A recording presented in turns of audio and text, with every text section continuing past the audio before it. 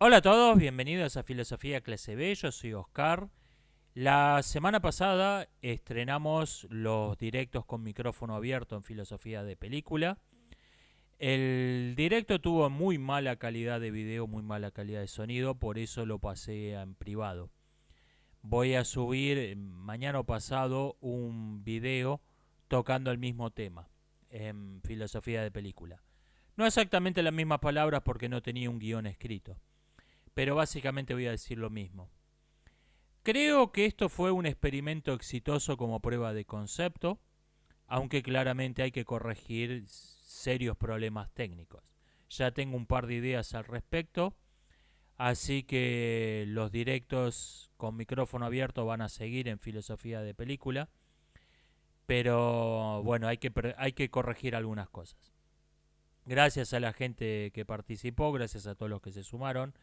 Como dije, tengamos un poco de paciencia con lo que era un experimento. Me preguntan, ¿cuál es mi razón para vivir? Wow, arrancamos con artillería pesada hoy.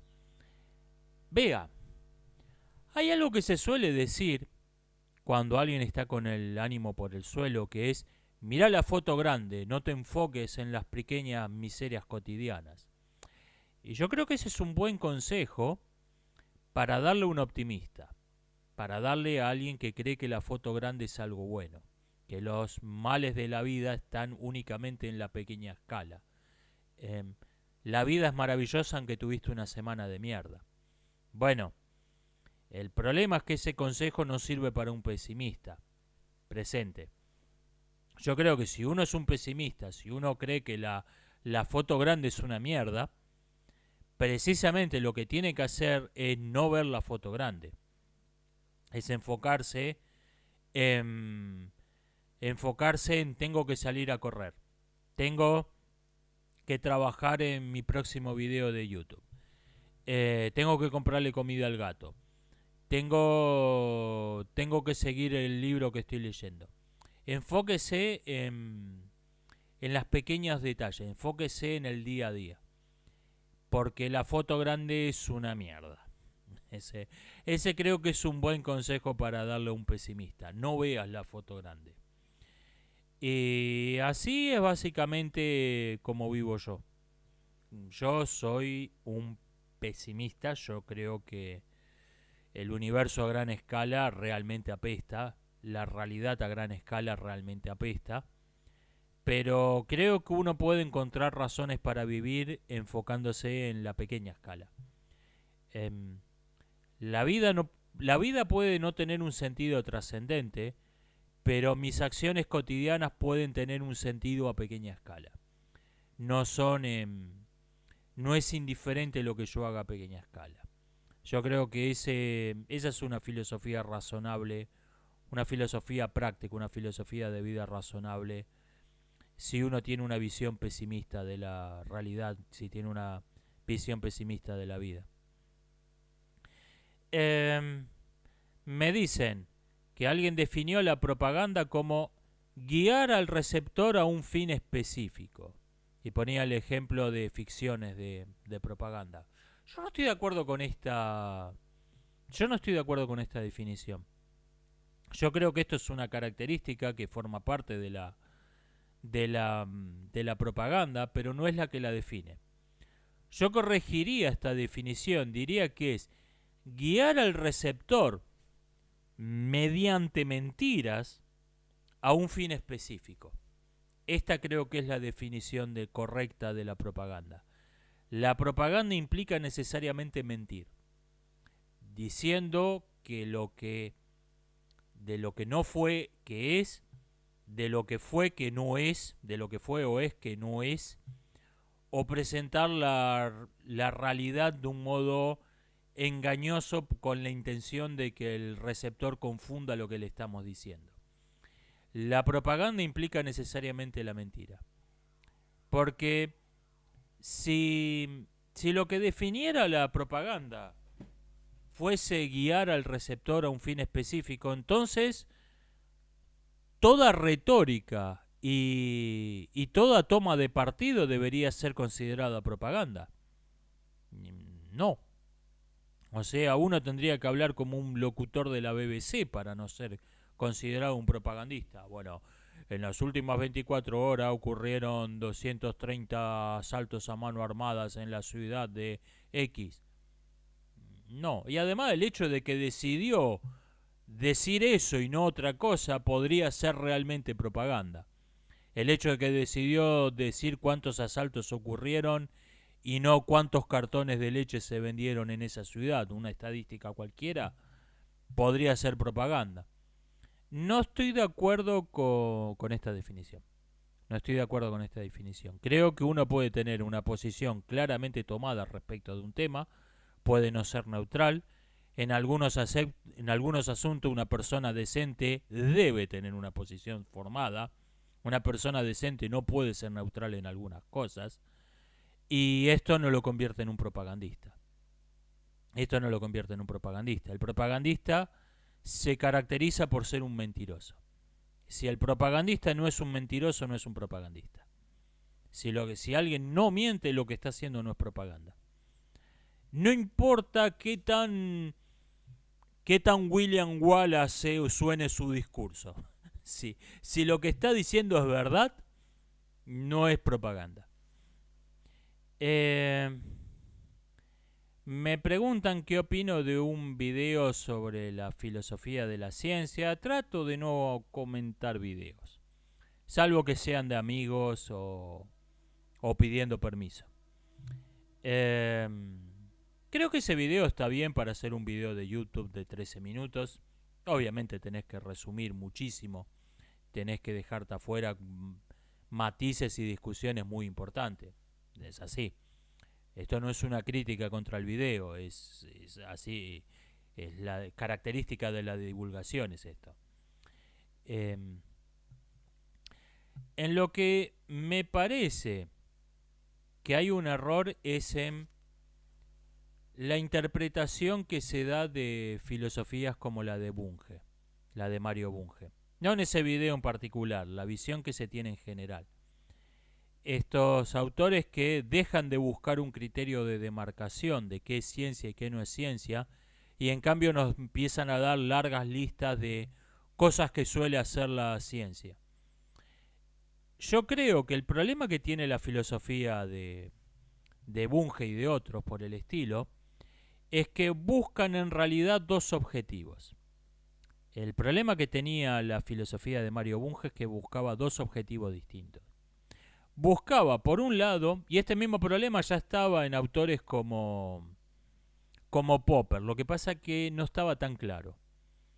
En los filósofos de la demarcación, Popper, Russell, todos esos tipos, ya estaba este problema, pero se vuelve muy evidente en la generación siguiente. El problema, decía, con filosofías como la de Bunge es que persiguen dos objetivos. Por un lado, quieren dar una definición razonable de qué es la ciencia, y por lo tanto de qué no es la ciencia. Tienen un criterio de demarcación. Esto y esto son ciencias, esto y esto no lo son. Y por otro lado, tienen otro objetivo, que es que quieren que esa definición coincida con la definición del pensamiento oficial. Quieren que su definición de la ciencia convierta a todo lo que forma parte del pensamiento oficial en verdadera ciencia y a todo lo que no forma parte del pensamiento oficial en falsa ciencia, en pseudociencia. Y estos dos objetivos no se pueden satisfacer ambos porque el pensamiento oficial incluye falsa ciencia y excluye verdadera ciencia. Entonces no podés satisfacer ambos. Si vos podés intentar razonablemente crear una definición de qué es ciencia y qué no lo es, pero no podés pretender que al mismo tiempo esa definición razonable de qué es ciencia y qué no lo es coincida exactamente, con una precisión absoluta, con la definición de lo que es el pensamiento oficial. Entonces, por un lado, lo que hizo Bunge fue crear varias listas paralelas. Por un lado, creó una lista o varias listas de características que suele tener la ciencia. Y por otro lado, cuando te tiene, ok, ¿y por qué esto forma parte del pensamiento oficial si no, por qué esto se considera ciencia en el pensamiento oficial si no tiene casi ninguna de las características que vos decís que tiene la ciencia? Entonces te crea otra nueva lista. Bueno, esto es verdadera ciencia porque cumple con estos otros requisitos que me acabo de inventar. Ok, ¿y por qué esto que sí cumple con buena parte de las características de que según vos tiene la ciencia no es ciencia? Bueno, porque no cumple con estos requisitos que me acabo de sacar del sombrero y por lo tanto no es ciencia.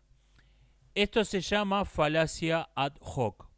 Los criterios se inventan para el caso específico, para decir, bueno, esto es ciencia y esto no lo es, y se van inventando en el aire para acomodarlos al caso puntual. Esto llevó, sobre todo a partir de 2020, que muchos simplemente abandonaron esa doble contaduría que tenía Mario Bunge y otros de la misma escuela y simplemente aceptaron la falacia de autoridad. Es verdadera ciencia lo que sale publicado en tal y tal revista. Punto. La vieja y mala falacia de autoridad. Simplemente que, a diferencia de Bunge y otros, dejaron de disimularla hipócritamente, pretendiendo que estaban siguiendo alguna clase de criterio estándar de filosofía de la ciencia, de qué es verdadera ciencia y qué no lo es. Simplemente aceptaron, es ciencia cualquier cosa que aparezca publicada en Nature. No importa que sepa, no importa todas las evidencias que haya de que es un fraude científico. Si salió publicado en Nature y Nature no lo desmintió, es verdadera ciencia, punto. Ese es la falacia de autoridad, lo dice Aristóteles, por lo tanto, es la nueva versión de lo dijo Aristóteles, por lo tanto es verdad. Ese creo que es el gran problema que no se suele tocar cuando se habla de la historia de la filosofía de la ciencia. Me preguntan, ¿cómo puedo hacer para que me llegue una pregunta? ¿La dejo en la caja de comentarios? Sí, déjela. Me preguntan, esto lo tomé de la caja de comentarios, la leo un par de días después de subir el video, la leo seguro la caja de comentarios. Después ya dependemos de que nuestro señor YouTube le dé la gana notificarme que alguien puso un comentario. Pero en los días siguientes a subir un video la leo de principio a fin la caja de comentarios y de ahí tomo la mayoría de las preguntas. Me pregunta la misma persona, ¿se puede ser escéptico para un asunto y no para otro? Poder se puede, habría que ver si se debe. Uno puede tener distintos criterios de rigor, depende de la importancia que le asigne a un asunto.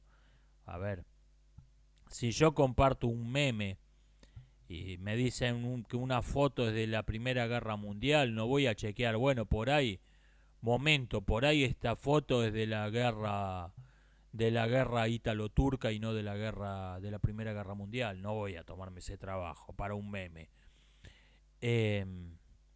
Pero en los videos, cada foto que muestro en los videos de leyendo las noticias, la he chequeado, pero todo lo que pude. Cada foto que muestro. A ver, hasta donde yo sepa, todo lo que va ahí es verdad. Eso se podría decir que es ser más escéptico o más prudente al menos para un asunto que para otro, porque no todos merecen la misma importancia. El problema es no tener una doble vara. El problema es no tener una doble vara. Esto se suele llamar pseudoescepticismo. Por ejemplo, somos escépticos, radicalmente escépticos, contra todo lo que contradiga, contra toda hipótesis que contradiga nuestras creencias, pero no tenemos el menor escepticismo con las que lo confirman. Bueno, esto es un falso escepticismo. Eso, o sea, a alguien que dice que los ovnis son naves espaciales, se le exige una prueba, una categoría una calidad de evidencias que probablemente no alcance ni siquiera si se sacó una selfie con los enanitos verdes. No la alcance nunca la categoría de prueba que le exigen. Y por otra parte, alguien que dice que niega que esos fenómenos en el cielo sean naves espaciales acepta cualquier hipótesis. Bueno, esto fue una llamarada de gas que escapó de una fábrica y se prendió fuego en el aire. Ah, sí, eso está bien. Bueno, para un poquito. ¿Hay fábricas por ahí? ¿Detectaste el gas de algún modo? ¿Se ve eso como una explosión de una bola de gas? Eh, ¿Cuál es la prueba de que eso es lo que estás diciendo? Eso es un escepticismo selectivo. Y esto realmente es algo que bastante frecuente, pero que conviene evitarlo. Me preguntan qué pienso del anarquismo de izquierda. Le digo que pienso del anarquismo. La idea de que el Estado no debería existir generalmente es defendida de un modo en que se tiene un Estado fantasma a mano que se invoca para todo lo que haga falta. O sea, alguien te habla de lo maravilloso que sería vivir en un mundo donde no existiera el Estado, no pagás impuestos, un montón de... Ok, ¿y cómo hacemos para que nadie salga a matar gente por deporte? Bueno, nos tenemos que poner de acuerdo en ciertas normas que hay que respetar. Ok, ¿y quién se va a encargar de imponer el respeto a esas normas? Porque ¿qué le va a ir a decir a un asesino serial? Che, nos habíamos puesto todo de acuerdo en que no íbamos a salir a matar gente, no tenés palabra. ¿O qué? ¿Quién se va a ocupar de imponerlas por la fuerza, esas normas? Me parece que todos los autores que han dicho que sería buena idea que el Estado no exista, sean de derecha, sean de izquierda, tuvieron que invocar un Estado fantasma que aparece para solucionar algunos problemas, sin llamarlo Estado. Lo llaman ponerse de acuerdo en algunas normas, organizarse para defenderse, pero necesitas un Estado. Llámalo como quieras, es un Estado. Algo que tiene un ejército, que tiene leyes, que tiene un cuerpo de policía. Ponele el nombre que quieras, es un Estado. Eh, ese es mi problema con. Ese es mi problema con todos los anarquistas. No con los de izquierda, con todos. Tienen este estado fantasma que evitan, salvo que sean el Joker. Bueno, el Joker es un anarquista coherente. El villano de Batman, ese es un anarquista coherente. Pero la mayoría de los anarquistas no lo son. Tienen un estado fantasma que invocan para que les solucione todos los problemas que se seguirían por lógica de la inexistencia del Estado. ¿Se puede considerar un partido político una organización criminal? Se puede y en algunas circunstancias se debe. El asunto es que es peligroso esto. A ver, si un grupo de personas que están registrados como un partido político, están registrados con la figura legal de un partido político, se sabe que se dedican a alguna actividad criminal, bueno, esos tipos tienen que ser detenidos y juzgados. El problema es que se puede convertir al Poder Judicial en de hecho, en un partido político y en un partido político que tiene el poder de encarcelar a sus opositores. Es peligroso. Y el límite entre una cosa y otra puede llegar a ser bastante difuso. O sea, podemos empezar con, ok, estos tipos había que meterlos presos, estamos todos de acuerdo, y empezar a correr con una especie de ventana de Overton, empezar a empujar el límite de a poquito. Es una cuestión complicada. Es una cuestión complicada. No todo encarcelamiento de gente que tenían la figura legal, No toda proscripción de una organización que estaba registrada bajo la figura legal de un partido político es una persecución política. No todo encarcelamiento de personas que formaban parte de una organización registrada legalmente como un partido político es una persecución política, pero el límite puede ser muy difuso y ese límite difuso es peligroso. Por ejemplo, en el caso que usted me cita, si es de público conocimiento que un partido político es una organización de inteligencia de un país enemigo, desde luego que ese partido tiene que estar proscripto. Pero esto es peligroso. Esto es peligroso. Me dicen, si la filosofía del determinismo social dice que nuestros pensamientos, sentimientos e ideas sobre varios asuntos están condicionadas por el modo en que fuimos educados, ¿qué lugar habría para una objetividad de la moral? Interesante pregunta. Yo creo que lo que afecta al modo en que una persona fue criada, lo que es afectado, es su conocimiento de lo que está bien y de lo que está mal. Pero no afecta lo que está bien y lo que está mal. Ejemplo, si usted le enseña a un niño desde que empieza a sumar palotes que 2 y 2 son 5, en la escuela le enseñan que 2 y 2 son 5, los padres le dicen que 2 y 2 son 5, las películas de superhéroes que ve le enseña que 2 y 2 son 5, bueno, es muy probable que esa persona no solo sea totalmente incapaz de operaciones matemáticas complejas, sino que llegue a la edad adulta sin saber que 2 y 2 son 4.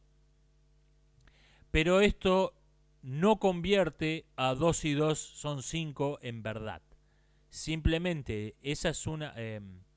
2 y 2 son 4 son una verdad que debería ser evidente y que esa persona ignora debido a que ha sido educada de un modo desastroso. Lo que afirma la filosofía del relativismo moral es que la mala educación, las mentiras, pueden convertir a una proposición obviamente falsa como 2 más 2 son 5 en una verdad. Y no pueden hacerlo en aritmética y no pueden hacerlo en moral. La mala educación ética simplemente priva a una persona, priva a una sociedad de conocer lo que está bien, pero no convierte el mal en bien. Esta es la cuestión que me parece que es un matiz muy importante y que incluso a algunos filósofos que defienden el valor absoluto de la moral se les suele pasar. Suelen caer en esta confusión entre creer que privar a una persona del conocimiento del bien y del mal convierte el mal en bien, y no lo hace. ¿Cómo defino el amor? Amar a alguien es desearle lo mismo que deseo para mí. Y no desearle lo que yo no deseo para mí mismo. Odiarla, por lo tanto, es desearle lo que yo no deseo para mí mismo y no desearle lo que yo deseo para mí mismo. Y llamarle amor a algo que participa de la definición del odio, es decir, desearle a alguien, a una pareja, a un amigo, a un hijo, a una raza, a una clase social, a un país, desearle lo que yo no deseo para mí mismo, decir odiarlo, y no desearle lo que yo deseo para mí mismo, y llamarle a eso amor, eso es hipocresía. Eso es hipocresía. Mi profundo rechazo al romanticismo es que se basa en que convirtió al amor en retórica, lo convirtió en literatura, puso las palabras en primer lugar, los grandes discursos en primer lugar. Y yo creo que tanto el amor como el odio se manifiestan, antes que de ninguna otra forma, se manifiestan en las acciones. Son las acciones las que demuestran que una persona ama a otra, las que demuestran que la odia.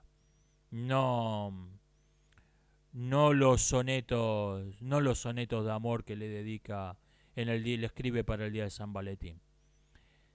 Podés escribir un soneto de amor muy bonito para el día de San Valentín. Si vos no le decías a la persona a la que le escribiste el soneto, no le decías lo que decías para vos mismo, le decías lo que vos no decías para vos mismos, a esa persona la odias.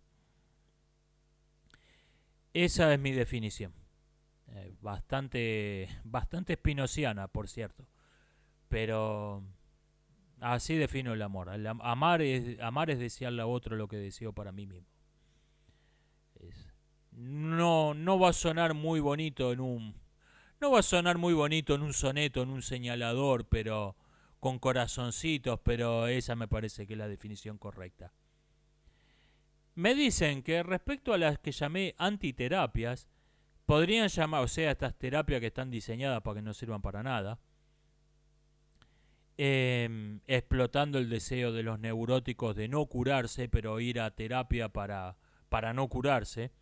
Me dicen que también se los podría llamar psicólogos mercenarios, en referencia a lo que comentaba, eh, algo que decía Maquiavelo, que decía que el problema de los mercenarios es que no quieren ganar la guerra, quieren que la guerra dure porque viven de ella.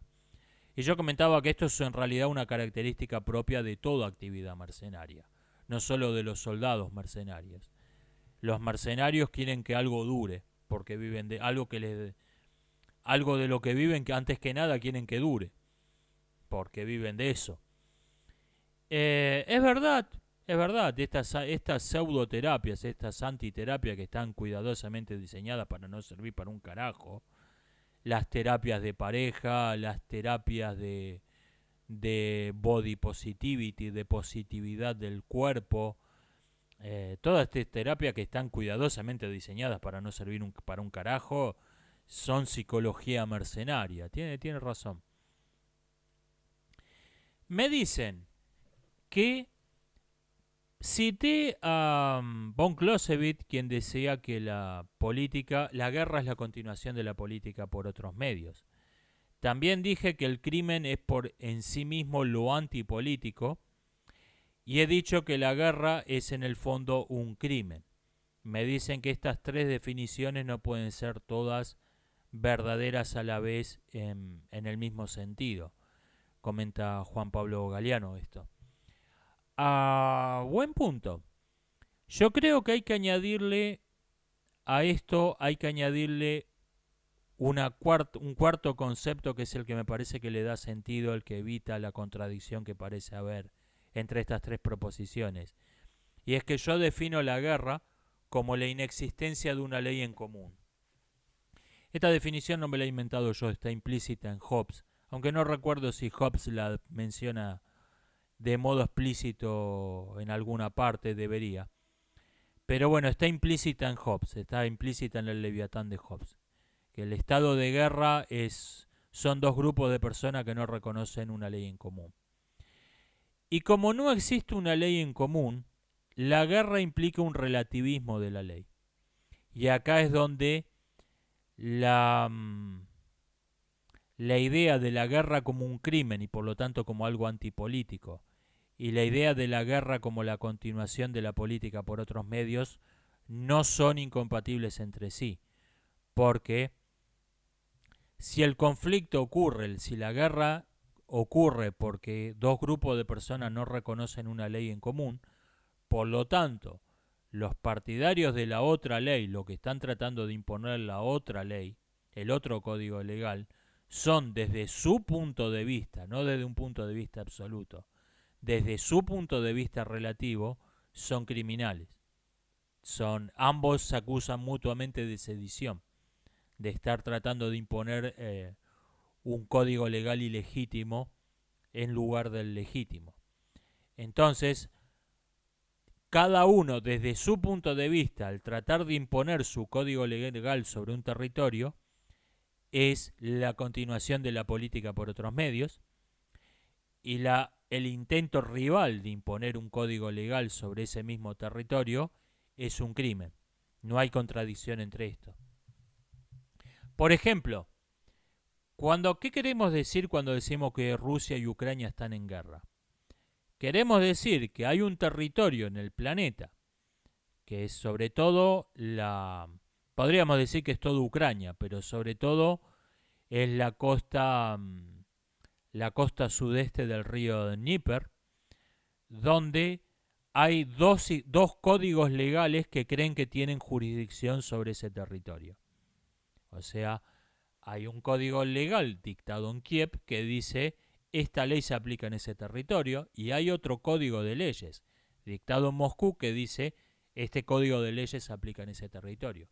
Esos dos códigos de leyes se desconocen mutuamente y se consideran mutuamente criminales.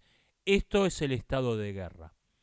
Las operaciones militares que están ocurriendo en esa región del mapa son simplemente una consecuencia del estado de guerra. No son lo que define el estado de guerra. Las operaciones militares en sí mismas no definen el estado de guerra. Lo que define el estado de guerra es que no existe una ley en común. Interesante planteo, gracias Galeano. Puse ejemplos de lo mala que es la animación soviética, porque alguien estaba tratando de defenderla de la obra maestra del cine soviético.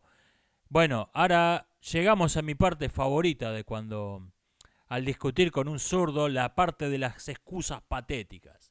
Bien, esta es mi parte que más me divierte. Cuando ya no están tratando de defender que esa basura son obras maestras de la animación. Me dicen, por un lado, alguien me dice que esos dibujos tienen 50 años. O sea, son una mierda, pero como hace 50 años todo era una mierda, no podés criticarlo. Por lo tanto, aunque es una mierda, es una obra maestra porque todo era una mierda. Lo cual simplemente es falso. Basta mostrar animaciones más antiguas que eso, que son incomparablemente superiores. No de la Unión Soviética, por supuesto. Y por otra parte me dicen que los dibujos de Nickelodeon y otros usan miles de horas hombres de mano de obra esclava. O sea, si vos querés, si vos decís que la animación soviética es una mierda, sos un esclavista que estás defendiendo la explotación de la mano de obra esclava que trabaja para Nickelodeon. ¿Sabe por qué ustedes son unos fracasados patéticos en absolutamente todo lo que emprenden? No solo porque han fracasado en cada país que tuvo la desgracia de estar gobernado por ustedes, sino porque ustedes en su vida privada son unos fracasan de modo miserable en todo lo que emprenden por esta mentalidad. Porque creen que para hacer algo bien se necesita esclavizar a un montón de gente. Que creen que toda cosa bien hecha ha sido hecha por un montón de gente esclavizada y que por lo tanto para hacer algo bien lo único que necesitan es esclavizar a millones de personas. Esta es la mentalidad que los lleva a fracasar de modo miserable en absolutamente todo lo que hagan con sus vidas. No es que estén oprimidos por el heteropatriarcado cisgénero capitalista, no es culpa del bloqueo norteamericano. La razón por la que son unos fracasados patéticos, por la que fracasan de modo miserable en absolutamente todo lo que hayan hecho en sus vidas, es que piensan así. Es esta mentalidad la que los lleva a fracasar en absolutamente todo. Creer que toda cosa bien hecha está hecha por un montón de gente esclavizada y que por lo tanto para hacer algo bien se necesita esclavizar a un montón de gente. Por estos fracasan miserablemente. Me dicen que el teísmo no se ocupa del cómo son las cosas, sino del por qué son las cosas. Por lo tanto, tiene distintos criterios que los de la ciencia. Es un buen punto. El problema es que para discutir el teísmo como una hipótesis acerca de la realidad, tenemos que enfocarnos en el cómo y no en el por qué. Porque sobre el por qué no se pueden formular hipótesis, sobre el cómo sí. O sea, sobre el cómo se pueden formular hipótesis que son verificables o falsables. Sobre el por qué no. Entonces podemos formular hipótesis razonables acerca de si, basándonos en el cómo, podemos formular hipótesis razonables acerca de si el universo tiene algún propósito, tiene algún porqué, o no lo tiene, pero de modo indirecto. Por ejemplo, ¿qué es una ruina? Digamos algo que tiene un propósito humano, algo hecho por humanos. Una ruina es algo que se creó con una causa final, se creó con un propósito, tenía un porqué, tenía un para qué, no solamente un cómo. Ese por qué, ese para qué, puede haberse perdido, puede ya no existir. Podemos no conocerlo, podemos no saber para qué se hizo una ruina, no sabemos cuál era su propósito, su finalidad, y sin embargo, por su forma, lo reconocemos como artificial. Nos damos cuenta, al ver una ruina, nos damos cuenta que eso tuvo un propósito, que eso tuvo una finalidad, porque tiene una forma. Aunque no podamos saber cuál fue ese propósito, cuál fue esa finalidad para la que se la creó. La ruina es algo artificial que se ha convertido en naturaleza. Es algo ¿qué es la naturaleza? La naturaleza es algo que no tiene un propósito, que no tiene finalidad, no tiene causas finales. Tiene únicamente un cómo. Tiene forma, lo natural tiene forma y tiene causas formales y causas eficientes, pero no tiene causas finales. Bueno, la ruina es algo que alguna vez tuvo una causa final, tuvo un propósito, pero ya no. Se ha vuelto a convertir en naturaleza. Es únicamente forma y causas eficientes, la ruina. Ahora bien, si el universo tuviera un propósito, podríamos reconocer esto, aunque no entendiéramos cuál es ese propósito, podríamos darnos cuenta de que tiene o tuvo en algún momento un propósito, del mismo modo que nos damos cuenta que una ruina tuvo alguna vez un propósito, debido a su forma. No parece ser el caso. No parece ser el caso. El universo no parece tener ni haber tenido nunca una finalidad. Parece ser simplemente un juego de formas debidas únicamente a causas eficientes que no tienen ningún propósito y son totalmente caóticas. Ese es el aspecto que tiene la naturaleza. Precisamente por eso distinguimos lo natural de lo artificial basándonos en ese criterio. Me preguntan, ¿qué opino de Quino, del historietista? Tengo una opinión dividida, no dividida respecto de Quino de la persona, sino dividida respecto de su obra. Odio a Mafalda, pero con alma y vida odio esa caricatura. Pero amo las viñetas de Quino sueltas. De hecho, si yo no supiera que son del mismo autor, me sorprendería muchísimo enterarme que las dibujaba la misma persona. Yo creo que una ideología dogmática, una ideología totalitaria, es algo así como un parásito que se adhiere al cerebro de una persona. Este parásito, esta babosa cerebral,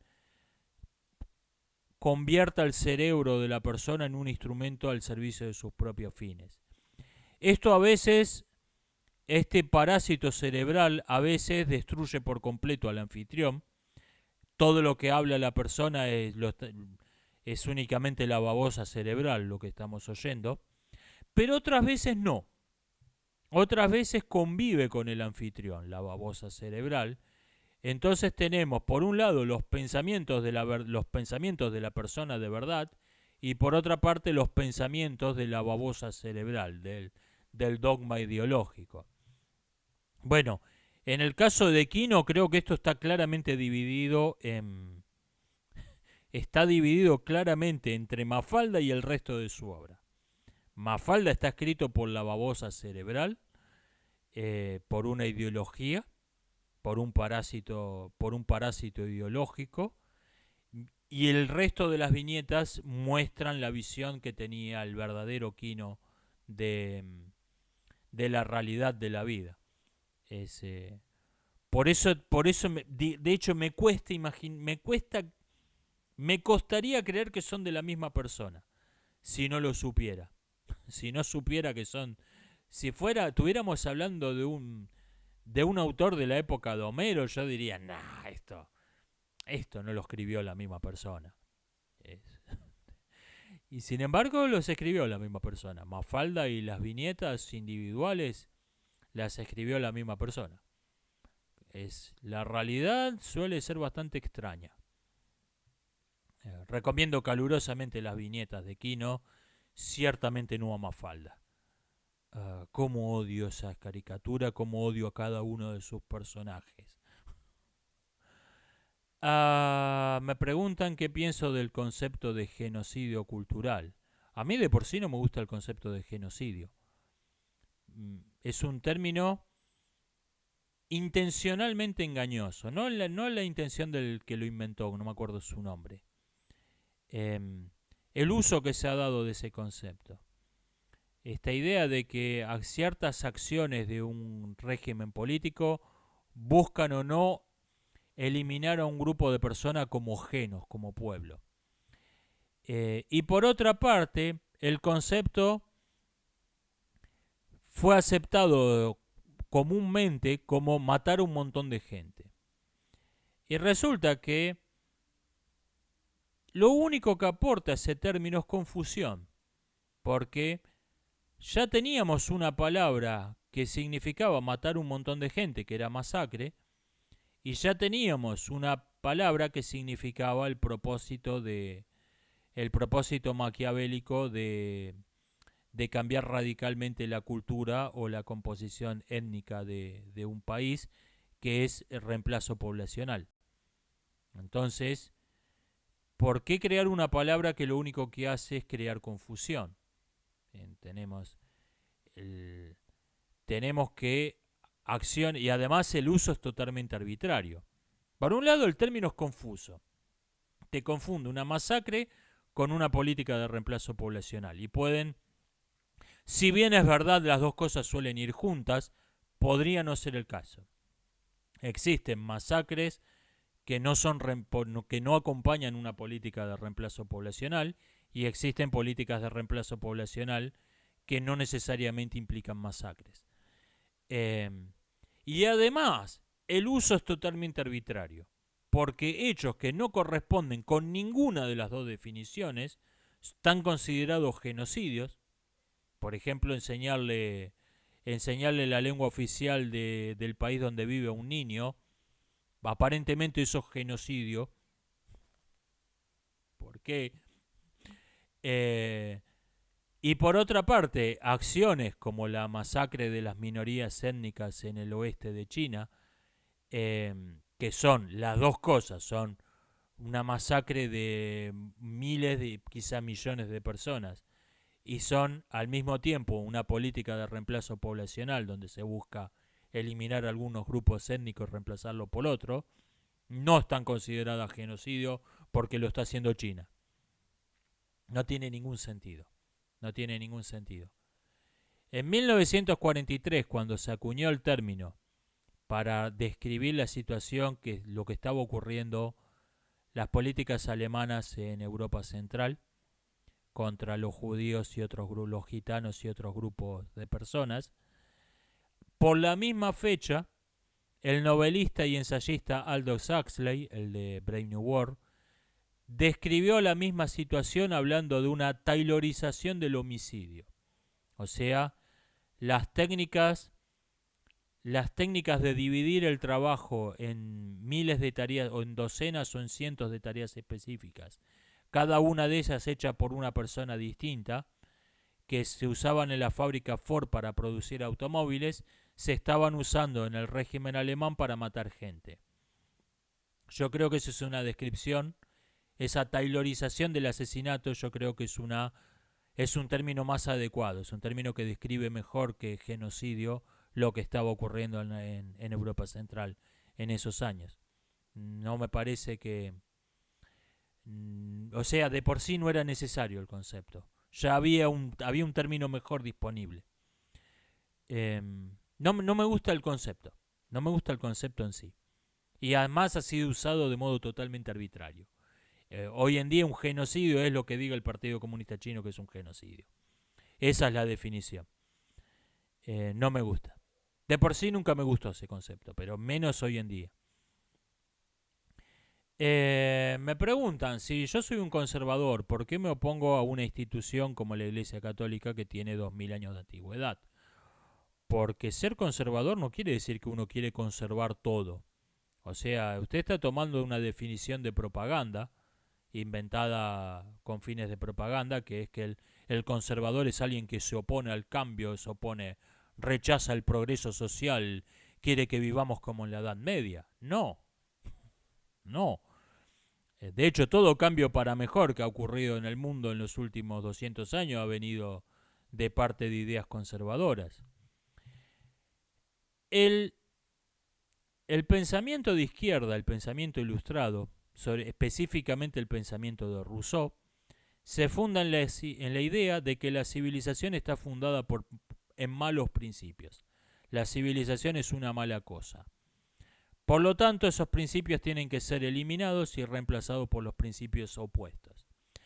A esto los franceses le llamaron una revolución, es decir, un giro de 180 grados, la inversión total de los principios en los que se fundaba la civilización, y los ingleses le llamaron un cambio radical, o sea, cambiar de raíz los fundamentos en los que estaba basada la civilización.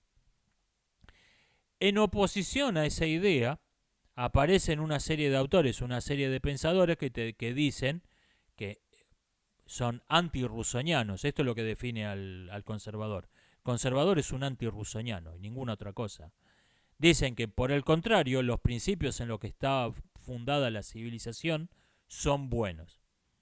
Por lo tanto, tienen que ser conservados. A eso se refiere el término. Lo que se tiene que cambiar es lo que no es coherente con esos principios. Lo que no se sigue, precisamente lo que tiene que ser eliminado, lo que tiene que ser cambiado, es lo que no se sigue de esos principios. Esto es lo que significa el término. O sea, no hay ninguna contradicción entre ser conservador y defender que las mujeres voten, por ejemplo, poner un ejemplo cualquiera. Lo que pasa es que yo considero que el derecho de las mujeres a votar se sigue necesariamente de uno de los pilares fundamentales de la civilización, que es la justicia. Es justo que las mujeres tengan los mismos derechos que los hombres. Esto es justo. La justicia es uno de los pilares en que se funda la civilización. Rousseau, en cambio, defendería eso diciendo que no existe la sociedad no tiene que fundarse en la justicia y por lo tanto podemos un día decidir que voten las mujeres, al otro día que no, al otro día que solo voten las mujeres, al otro día que voten los canguros, los humanos no tengan el derecho al voto, todo lo mismo. Eso es lo que rechazo. Eso es lo que rechazo. Me preguntan si conozco a Miklos Lukács, muy superficialmente. Me dicen que algunas ideas suenan muy parecidas a las que he defendido yo, hablando de la inteligencia artificial. Y me dicen, yo las tomé de Lukács, Lukács la tomó de mí. Yo creo que si vamos a importancia relativa, yo creo que la primera hipótesis, que yo la tomé de Lukács, sería la más razonable. Agradezco el cumplido que está implícito en tener en cuenta la otra posibilidad. Pero lo cierto es que no ocurrió ninguna de las dos cosas. Lo cierto es que lo que pasa es que como Miklos Lukács es un conservador que está analizando el tema de la inteligencia artificial, yo soy un conservador que ha tocado el tema de la inteligencia artificial, ambos nos hemos encontrado con que postulados ideológicos son aceptados, como la mayor parte de las personas que trabajan en eso tienen una misma corriente ideológica, aceptan postulados ideológicos como la ciencia dice. No, la ciencia no dice eso, tu ideología dice eso. Rechazamos los postulados ideológicos que se asumen como si fuesen ciencia, y no lo son.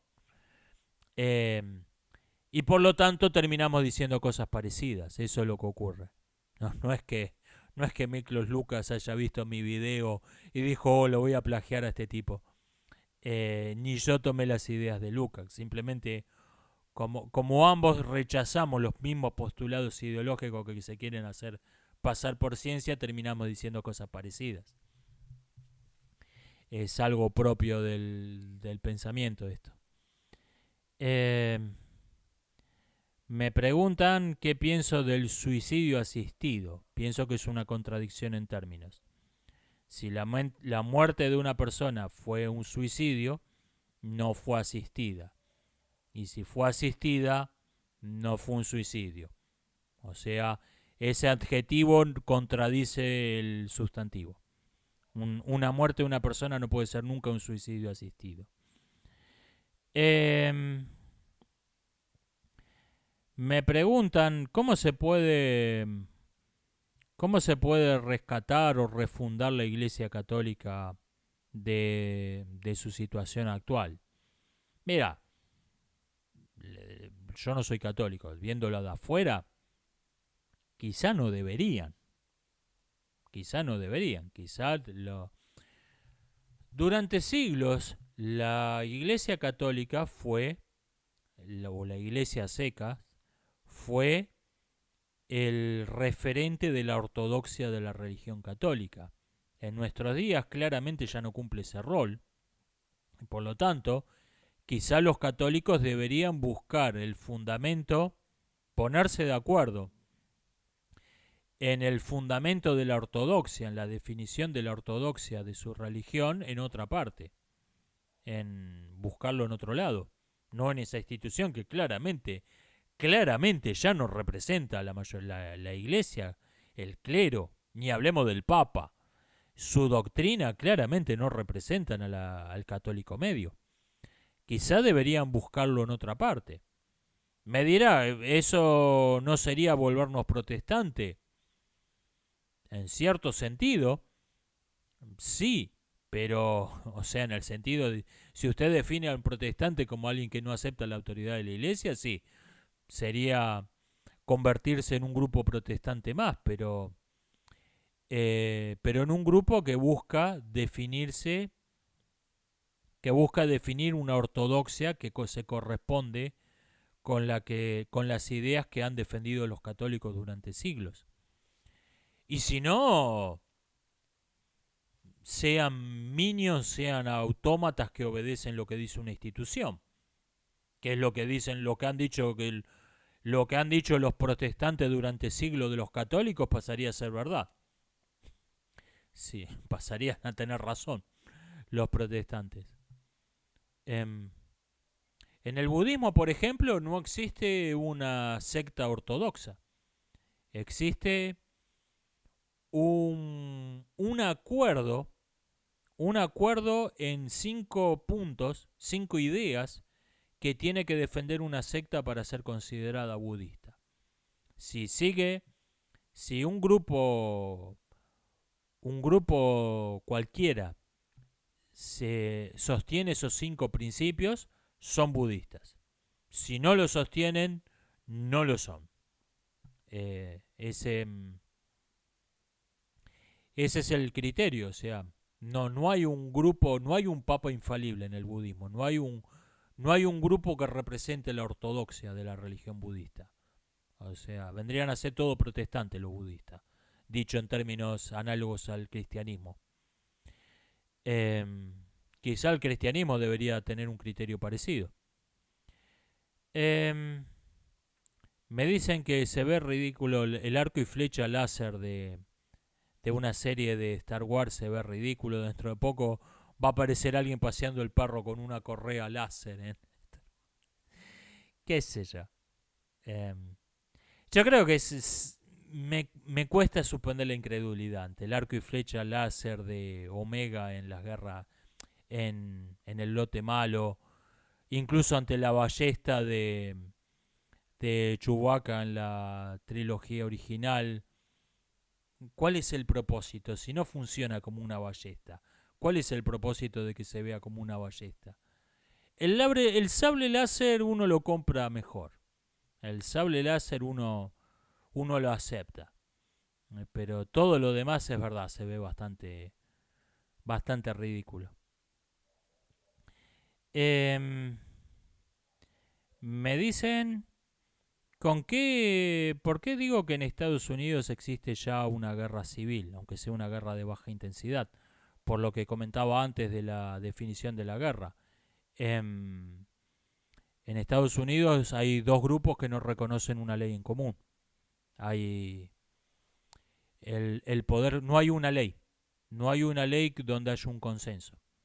No hay, no hay una bandera que represente el país. La, la Union Flag hoy en día es un símbolo republicano. Hay gente en Estados Unidos que la odia, hay gente en Estados Unidos que detesta, la prende fuego esa bandera, y hay manifestantes en Hong Kong que la usan como un símbolo. No es lo que suele ser una bandera nacional. Eso es propio de una bandera de un partido. Que haya gente en un país que la odia y haya gente de varios países distintos que la usan como símbolo, eso es la bandera de un partido. No es la bandera de una nación. Eh, Estados Unidos no tiene una bandera nacional. No tiene una bandera nacional. No tiene una verdadera bandera nacional, digo. Y lo más importante, que es de lo que el no tener una bandera es simplemente un símbolo, no es un síntoma. Un símbolo, la ausencia de una bandera, llamar un símbolo es un poco extraño. La ausencia de una verdadera bandera nacional es un síntoma. No existe un reconocimiento a una ley común.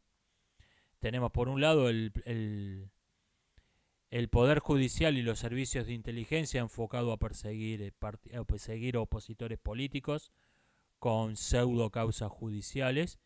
Y por otro lado tenemos el partido gobernante abiertamente defendiendo criminales, abiertamente saliendo a defender asesinos en público.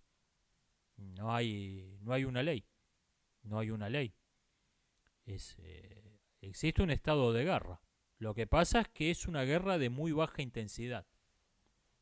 Es una guerra de muy baja intensidad. O sea, hay pocos combates, muere poca gente, pero la situación se corresponde al estado de guerra. Ya. No estoy diciendo que Estados Unidos va a una guerra civil. Estados Unidos está en una guerra civil. Eh, Me preguntan, ¿puede haber un totalitarismo de derecha? Sí. ¿Cómo sería? Partiría de ideas, no partiría de conceptos de raza y de políticas identitarias, como los totalitarismos de izquierda. O, o totalitarismo que se pueden llamar de extremo centro, que toman las ideas identitarias de la izquierda, pero la mezclan con algunas ideas de derecha, como fue el régimen alemán del 33 al 45. Un totalitarismo realmente de derecha, no el totalitarismo alemán, que yo no creo que haya sido de derecha, ni tampoco de izquierda. Yo creo que extremo centro es la mejor definición de ese régimen. Un verdadero totalitarismo de derecha tomaría principios ideas que en principio la persona acepta voluntariamente. Por ejemplo, su religión, pero la convierte de hecho en una política identitaria.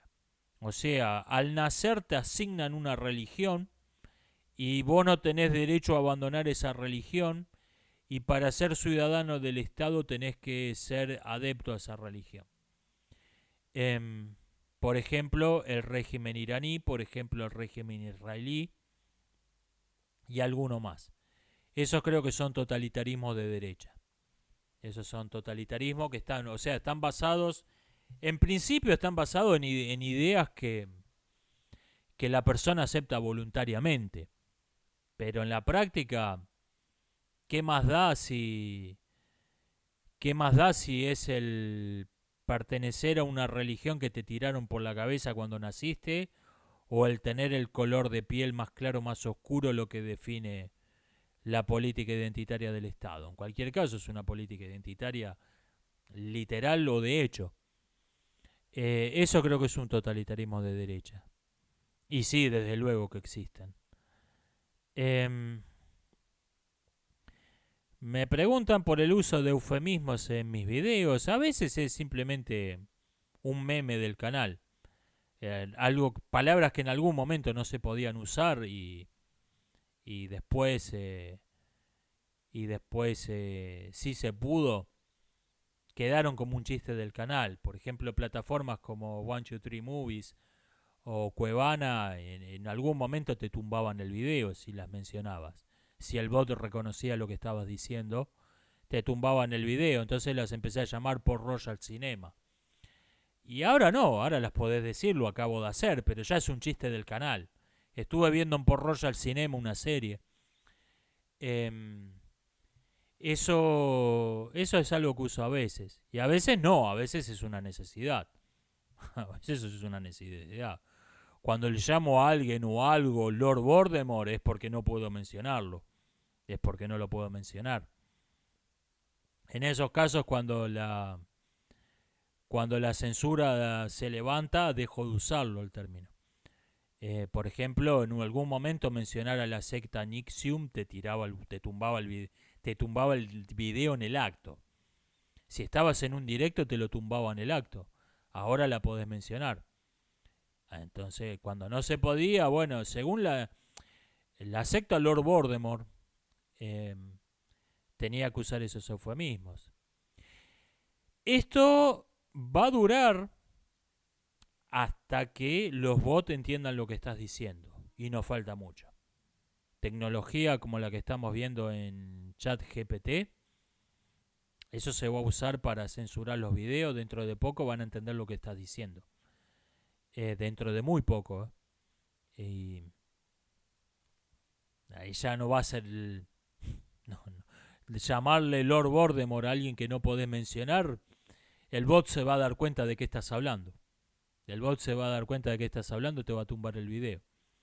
Estamos en los últimos días en que canales como este pueden existir. Por ahí canales como Filosofía de Película tienen 1 o 2 años más de vida. Después no se van a poder, no va a servir más. No va a haber modo más, ya no va a haber modo de engañar la censura. He visto gente que escribe los títulos de los videos usando letras número 3 como E y ceros como O. Eso funcionaba en la época de los foros web, en la década del 2000 al 2010. Escriba eso en el traductor de Google o en el corrector de Word y va a ver que entiende lo que están diciendo. Esas palabras con el 3 en lugar de la E y un 0 en lugar de la O, póngalo en el corrector de Word y le va que quisiste decir esto. Ahora bien, si el corrector de Word lo entiende, el bot que hace la censura en YouTube también lo entiende. Mucha gente cree que eso sirve. Eso sirvió para engañar a los bots en algún momento. Ya no sirve más. Está complicado. Está complicado. Dentro de poco, todas estas tecnologías, uno de los principales usos que tienen es mejorar la censura. Es uno de los principales usos que tiene. Me preguntan qué pienso de un episodio de Los Simpson en donde Lisa descubre que el fundador del pueblo fue un pirata y al final decide ocultarlo eso. Yo creo que ese episodio de Los Simpson fue Me acuerdo cuando lo proyectaron por primera vez, mi reacción fue what the fuck ante ese final. ¿Qué? ¿Cómo terminó? Yo creo que es una de las primeras muestras de la locura que vino después, el elogio de la mentira como algo bueno. La mentira como algo positivo, que te crea sociedades, te crea sociedades donde querés vivir, la mentira. Eso es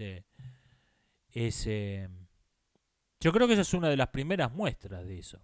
De la, de modo totalmente explícito, totalmente descarado, te muestran la censura y la mentira como algo bueno en ese episodio. Y después, bueno, esto ya después vino el Tendal, pero esa creo que fue una de las primeras muestras. Em, me dicen que.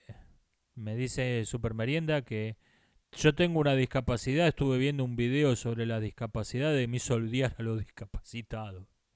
Se pasa esto. Con ese discurso victimista de los opresores y oprimidos, y uno termina odiando al grupo de pobres víctimas, lo termina odiando aunque uno forme parte de él. Pasa esto. Eh, y por último, me preguntan, ¿el cine necesita necesariamente un protagonista heroico? No, pero el cine más exitoso lo ha tenido por más de un siglo. Por más de un siglo, las películas más exitosas eran sobre personajes heroicos, haciendo cosas muy valientes por una causa noble, por una causa justa. Y cuando ese no es el caso, suelen no ser tan exitosas esas películas. Por ejemplo, Tarde de Perros recaudó 46 millones de dólares. Y estamos hablando que es una película que está protagonizada por dos idiotas patéticos. No es una comedia. No hablamos de tonto y retonto. Una película que no es una comedia, que está protagonizada por dos completos idiotas. Recaudó 46 millones de dólares y estamos hablando de la Titanic de las películas que no tienen un protagonista heroico. Eh, y peor todavía que te quieran vender a un personaje que no es un héroe como si fuese un héroe. Incluso aunque mucha gente no se dé cuenta que está mal, le provoca una reacción instintiva, impulsiva, al que le presenten a un personaje que tiene todas las características de un villano y pretendan que es un héroe, que es una nueva clase de héroe, un héroe que defiende nuevos valores. No, es un villano. No, es un villano. Eh, Aunque no entienda que lo que está mal, le provoca una reacción instintiva de repulsión a ese personaje. El villano disfrazado de héroe. Y vemos, por ejemplo, películas bastante mediocres como Top Gun Maverick, pero que la gente la amó, recaudó más de 1.000 millones de dólares esa película, porque te muestra personajes realmente heroicos, te muestra un grupo de hombres y mujeres valientes peleando por una causa justa. Es, realmente es muy difícil que una película. No hablo de calidad de películas, creo que Tarde de Perros es una película muy superior a Top Gun Maverick, pero no creo que ese tipo de películas pueda tener un éxito masivo. No creo que ese tipo de películas pueda tener un éxito masivo. E incluso el personaje cómico tiene que tener algún rasgo heroico. Esta es la paradoja del héroe cómico que señalaba Edgar Morin. Morin señalaba que según Aristóteles, el héroe, el héroe trágico, es un personaje que es superior al espectador en todos los aspectos menos en uno. Tiene un defecto evidente que es el que va a provocar su ruina, su destrucción. Ese es el héroe trágico. en oposición al héroe épico, que el héroe épico no es el puto amo en todo. Nosotros diríamos que es una merizú el héroe épico. El héroe trágico tiene un defecto. Tiene al menos un defecto que es el que va a provocar su ruina.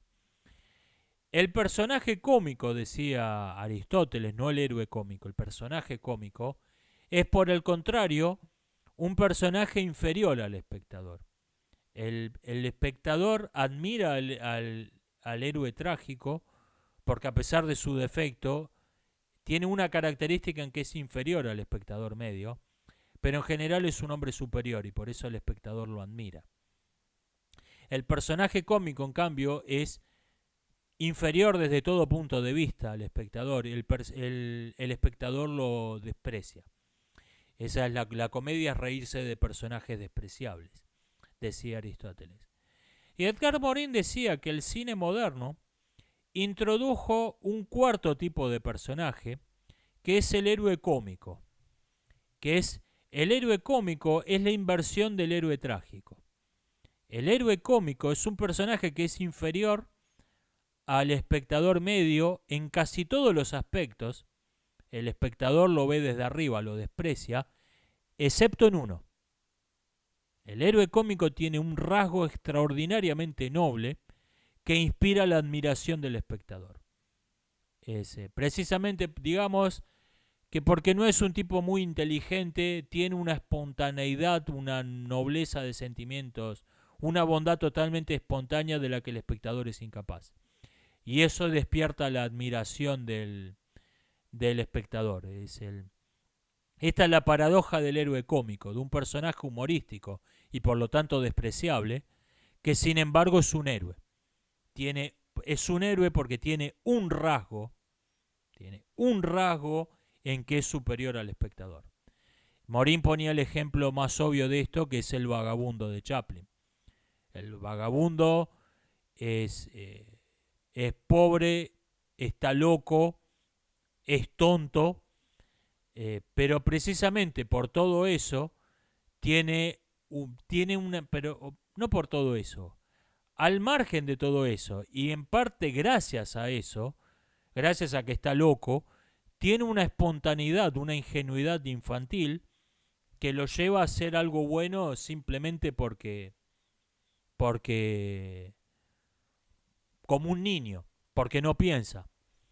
Ese es el héroe cómico. O sea, incluso el personaje de comedia, si uno se fija bien, no es el héroe cómico no es un héroe completo. Así que nunca hagas un retardado total y nunca hagas un personaje de comedia total. Personajes como Tonto y Retonto tienen un rasgo admirable. Así como el retardado de Hollywood suele tener un rasgo genial, se memoriza un mazo de cartas de naipes en un segundo, suele tener un rasgo propio de un genio. El héroe cómico tiene un rasgo heroico, tiene un rasgo donde es superior al espectador. Y por eso en parte es el éxito de esas comedias. Esto ha sido todo por hoy. Nos estamos viendo hasta la próxima.